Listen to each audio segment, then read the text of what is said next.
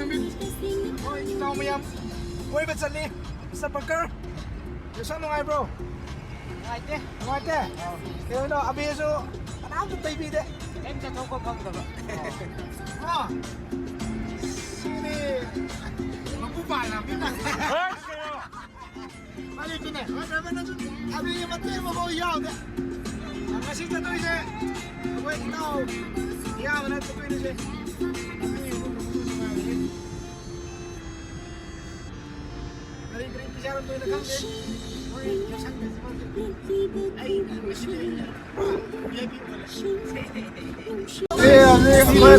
Lambi thalamne do anubine adubu lambi de thatti thalamne masak fajabi amma sani bala khrui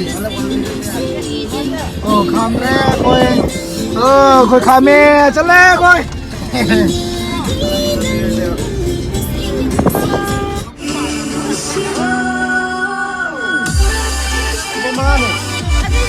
Mga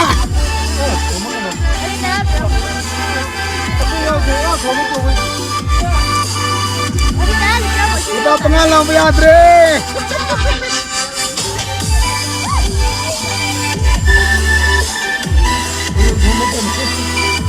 Apa pangalan mo yan, ba? Kasat betul re, sida. Pulle. Jangan biga.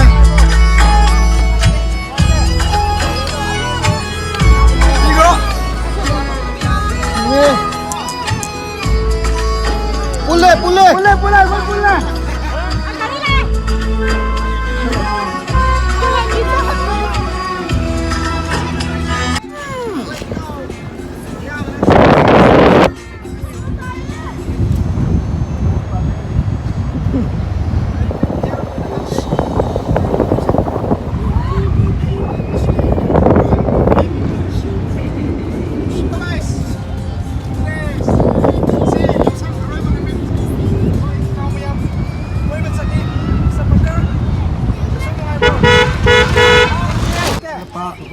Pari,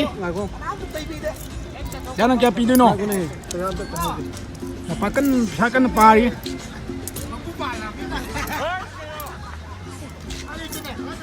Agak, aku pun meniko.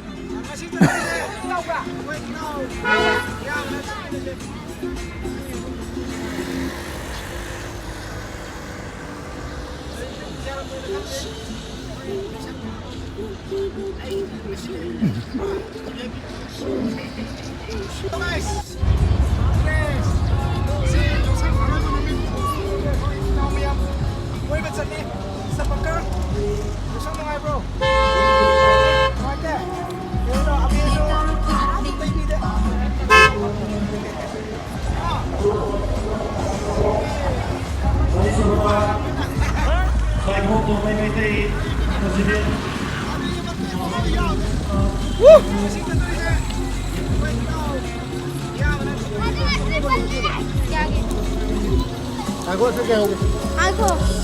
Sapari harus selalu sila Aku tu.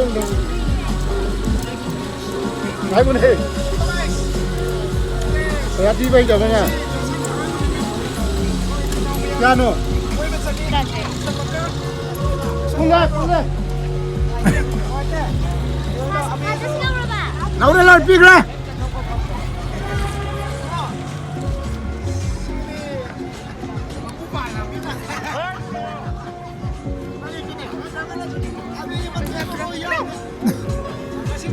Kayo na, kasi kayo na betul. Lepas ni seluruh. Dalam dah biram mesti kau. Dalam biram. Mangan ni? Mangan. Masih nak suluh je lepas. Masih nak suluh. Mangan. Abang ni.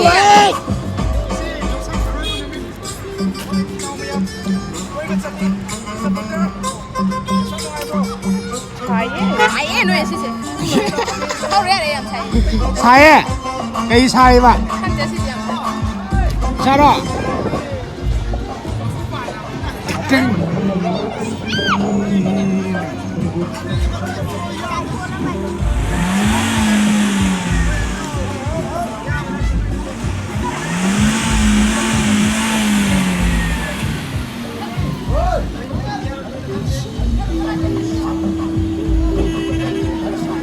hangbirak, lambi hangbirak.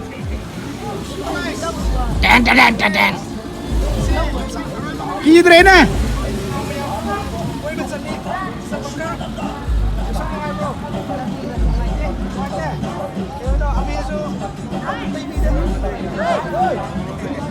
Dalawa.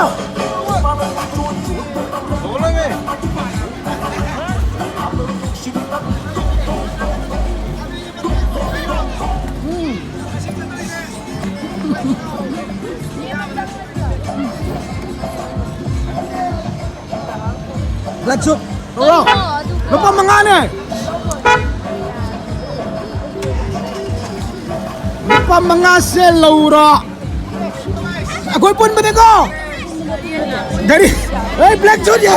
Ako'y pun mana? Ako'y pun mana?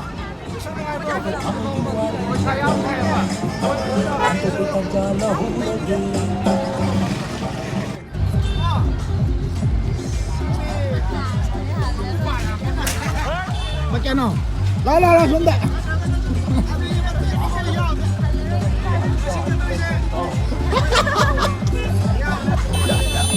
Lâu.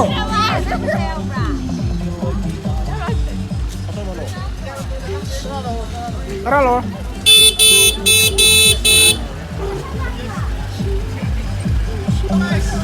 Ayo aku pasal lek pengai ni. Sebut kerja kucing lele. Woi betul ni. Sepakar. Kesan mengai bro.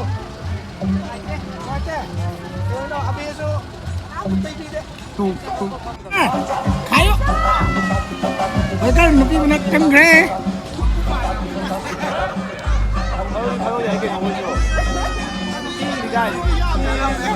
Ah. Tirit.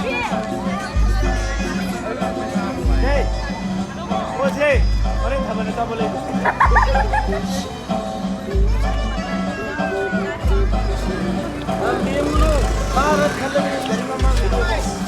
Sakal dah sunyi ya, kau Sakal dah bujuk gari ni.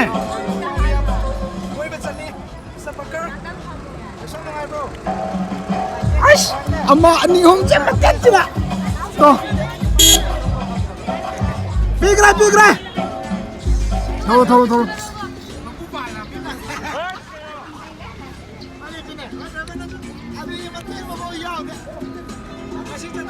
Akang angang muka sani dia.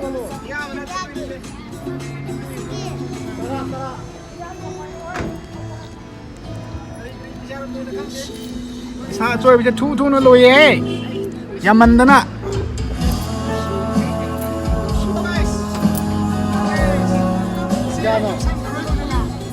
Mana lagi ba? Ano bro? Betul. Ya. Masih dari pun lega, malah. Aku mending pun benego. Ya rồi.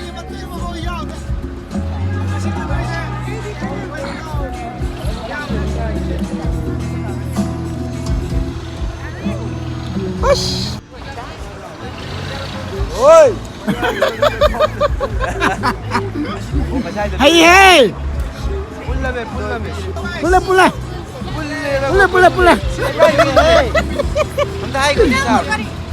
Pula, aku pula. Aku pun mana? Mending kerja pula.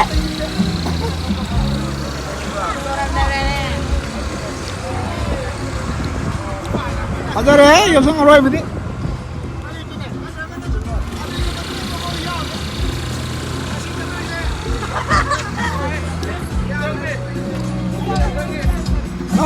Lâu lắm.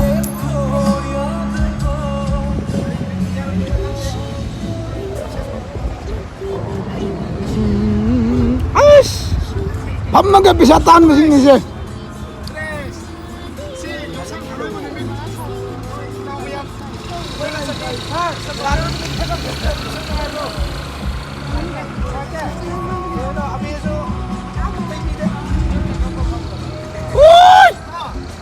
Bema, manin kita kira. Manin aku pula. Boleh. Boleh. Hai. Depan ini berjoki tu. Kau boleh kau.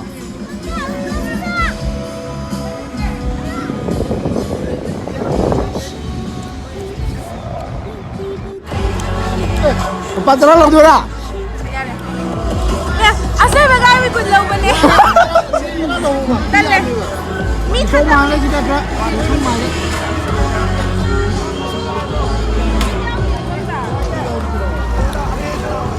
Saya mari haban. Jauh.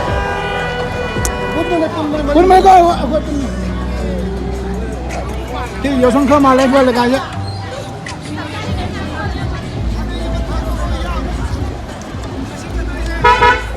Kaget.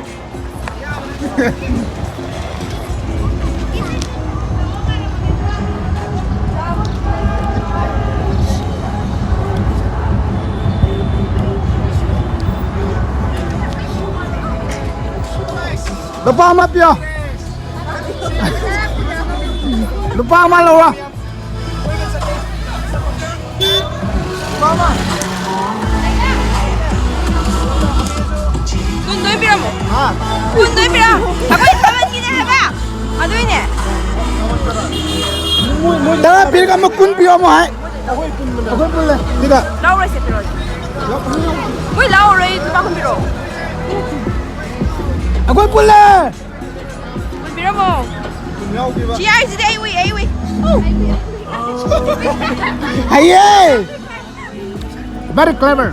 Asyik kamu le. Yaoshang kau mana lagi ada? Miyama.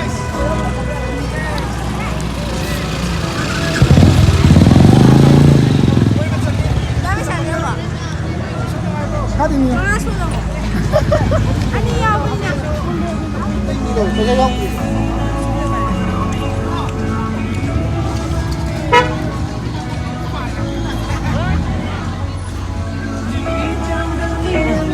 Bola kiri.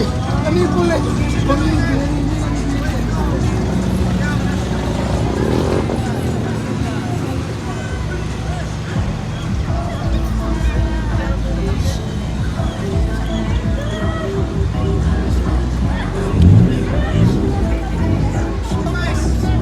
Aku boleh sini.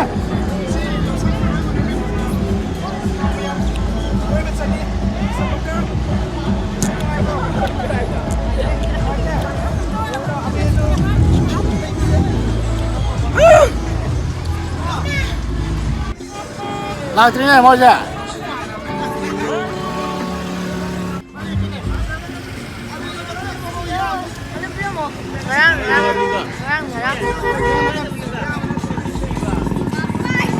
Vlogging देखो Yaoshang की vlogging.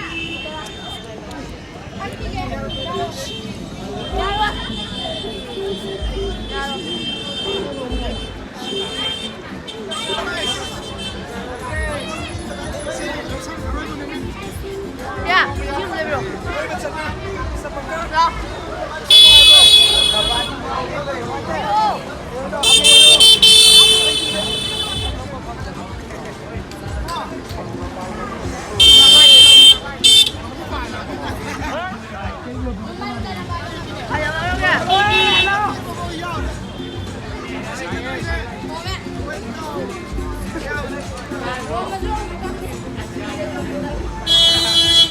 Sang pesapi udah bagian tahun aku mesti ini.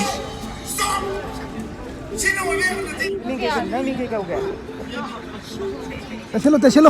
Yaoshang ni kaino. Ada tu lagi udra. Fajar tu. Yaoshang nungai bro. Mate. Yo no habis tu.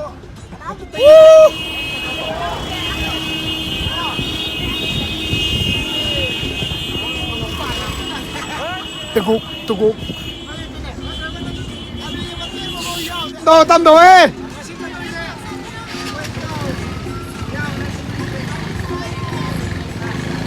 Hari ni tam tahu sok ni.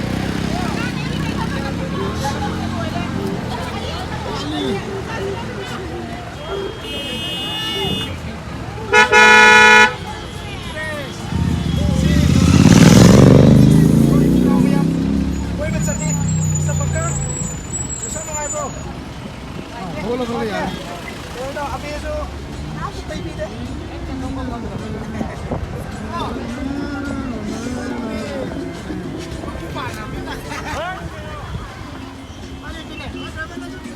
Napama. Pama yan. Napama lor. Ani ne. Pa. Ani. Ama orang mama.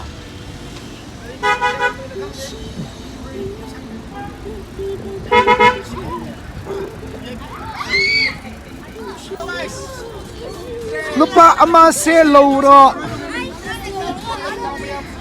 Koiba chani. Sa pagka. Seki mata yaudre. Wanjing. Kaya no, abiso. Baby de. Pesa. Apa ini ne?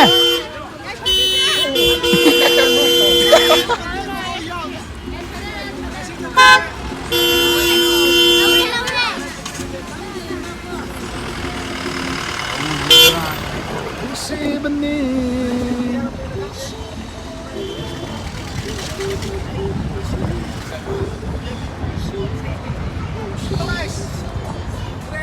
What Koiba chani. Habang masabi mo. Gusto mo nga bro? Hello, wate. Kaya no, abiso. Ha, saan mo sila naman? Si masabi ng masinay ka. Yes. Pabukiran din. Babung na tiyan talo. Pabungay yan.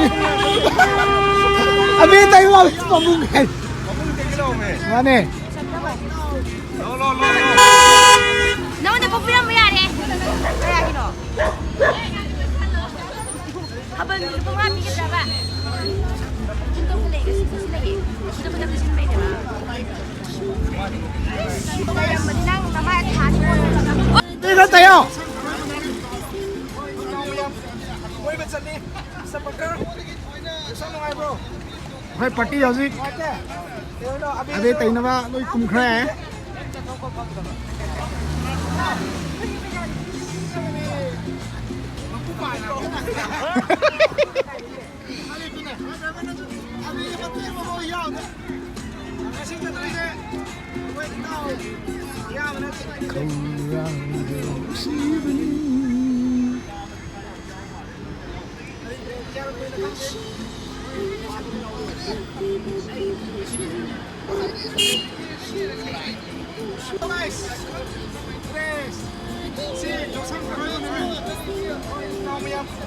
Koiba chani.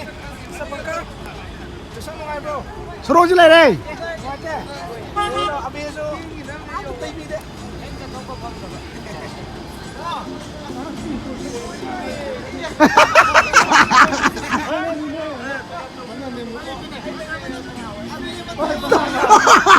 Mengapa? Adung betul na ini ni as. Pacari hey. Kamu kain lagi ni mengamba. Kamu kayak gini hey. Kamu kayak gini. Ni ano ba tabi no hey. Ay lay ka.